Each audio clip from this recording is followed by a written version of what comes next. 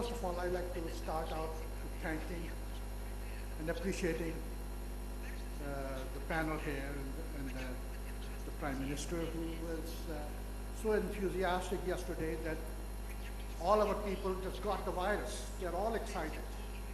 And sometimes I don't know where that excitement lead to. And Mr. and the Honorable Valerie Polchek, Honorable Abdullah, they spent a lot of time with us day before yesterday and yesterday trying to understand and analyze what we are trying to accomplish.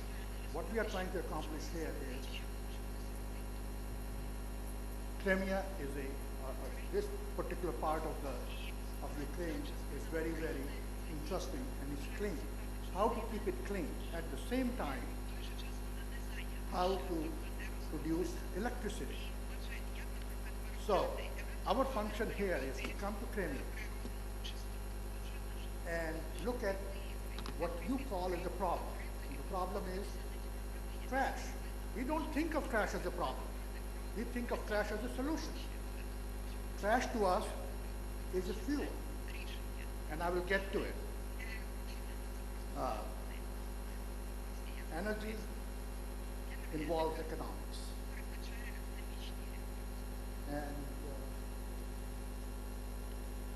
And economic growth requires sources of power. Conversely, economics drives the demand for electricity or energy. Now, if you look at this chart, we have facts up till 2008, and then projections up till 2035. If you look at it carefully, you'll find that the OECD countries, which are basically what you call them, Organization of Economic Cooperation and Development countries, the developed countries, their increase of energy demand is over the next 27 years is going to be very small. Where the greatest demand comes from? It comes from the emerging countries, the developing countries. They have the biggest need. They will be the biggest developers and users of the energy. The next slide. In this one, you will see that the biggest demand is not coming from coal or liquid because they are finite in nature. The biggest demand is going to come, or increase is going to come from renewables. And the renewables being, next one. Renewables being the wind, the solar, the hydroelectric, tidal, and geothermal. The problem with wind and sun is it's very attractive to talk about it and to plan that we can do that. But the wind doesn't always blow. Sun doesn't always shine. And those two things produce energy only at times. And when they produce, it is a large part of energy. If you go back to look at Kyoto Protocol, most countries signed up that if they will increase their renewables by at least 40%. It's very good to make promises. But now you have a grid structure that is carrying your energy demand. You put a 20% additional load on that, and what do you have? You have a blackout. It happened last year, or not last year, this year, in India, where because of the overload, 700 million people were without electricity for 2 days. Industries were not working, the offices were not working. So to upgrade that infrastructure for the grid, you need an awful lot of money. And the demand for money is not easy to get. So the upgrades are going to be a problem. Now, finally, if you look at let's say the wind power, each one of these towers will will produce 20,000 megawatt, or let's say 20,000 watts or 2 megawatts. If you need let's say, a billion watts or 1,000 megawatt, which is equal to one nuclear reactor, you will need something like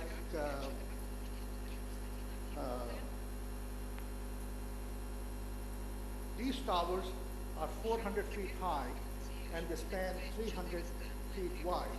You will need something close to 100 miles of linear arrangement of these towers, which also is something like 38,000 dedicated acres of land of 58 square miles.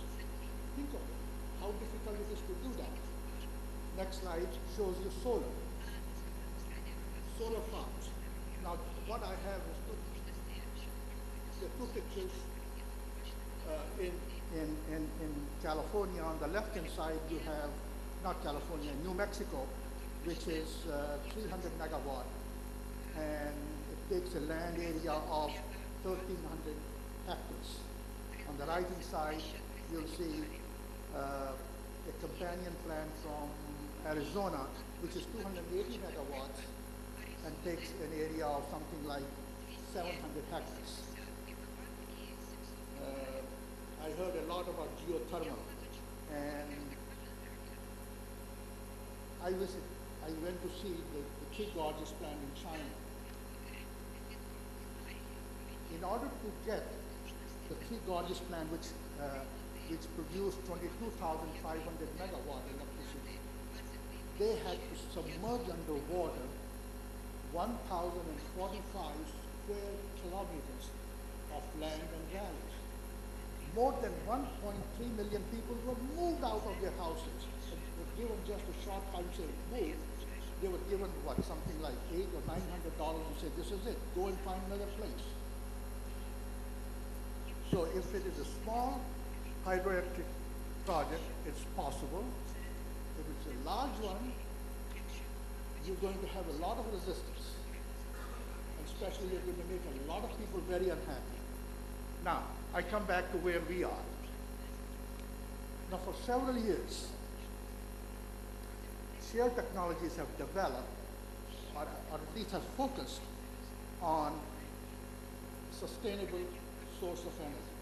What is sustainable source of energy for people? People will always eat. They will always consume. They will always create trash.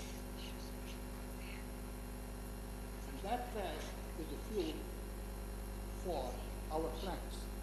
Ours are waste to energy plants. We use the trash that people create as a fuel, which also helps us with getting rid of your landfills, keeps the place clean, and what we promise is that you will get very clean energy. Now, this is what you see is a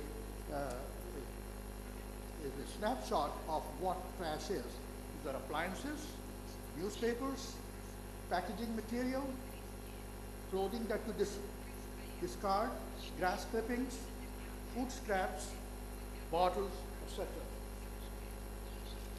Now, this, what we call MSW, actually is 1/4 the energy value compared to coal. And, coal has the benefit of millions of years of compression, so it has a lot of energy. The next slide shows from each of those trash products how much energy you could extract. Paper products, wood, rubber, leather, and textiles and plastics give you the highest BTUs per pound, or highest BTUs per ton. What we have are two basic technologies that we basically offer people. There are a lot of technologies available, and some of them are very sexy, like plasma.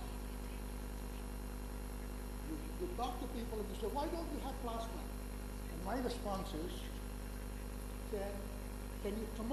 how many commercial plants have you seen that use plasma? it is always easy to be successful in a laboratory because you control the conditions. Maybe you can have a beta plant, but when you take it commercially, where you do not control the conditions, that's where the real test is. Not only that, you have to produce and work the commercial plant in a profitable environment, because investors will give you the money once you return on the money. So you have to make sure that the plant works in a commercial environment and gives you a decent return on the money so people will invest in that. Two technologies. If your waste at a particular location is more than 600 tons per day, we have a mass burn technology. And if you go on our website, you'll see there are plants that we built all over. Dr. Mattu, can I ask you, Faster. We're Okay. running out of time. How does that relate to Crimea? How does that relate to Black Sea? Just 1 minute. All right. What we have used for Crimea is we brought D4 technology, which is a licensed technology. The next plant is the D4 unit plant. Here, this is the D4 unit. This is the heart of the technology, which is the modular reactor unit. Each reactor unit takes 30 tons of waste, and in return, after going through the process, it gives you 30 megawatt hours of clean energy. I'm going to skip these things, and if you want to know more, there are 4 gentlemen sitting up here. Our chief operating officer and our chief marketing head, they will tell you these things. Let's skip to the last page. Now, yes, go back. That reactor I showed you gives you one unit line for 30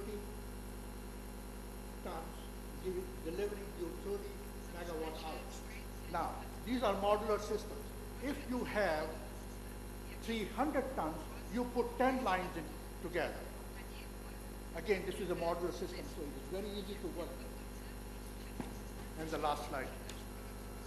The advantages that we have, we can give you electricity, we can give you synthetic gas, we can give you gigajoules of waste heat, 50 gigajoules of solid carbon, which you can convert into diesel oil. And the best of all, there are no toxic, no harmful emissions. This is what we plan to implement in Kenya, starting with 2 plants. And I don't know, some of our people are so enthusiastic they want to do more. We will see. Thank you.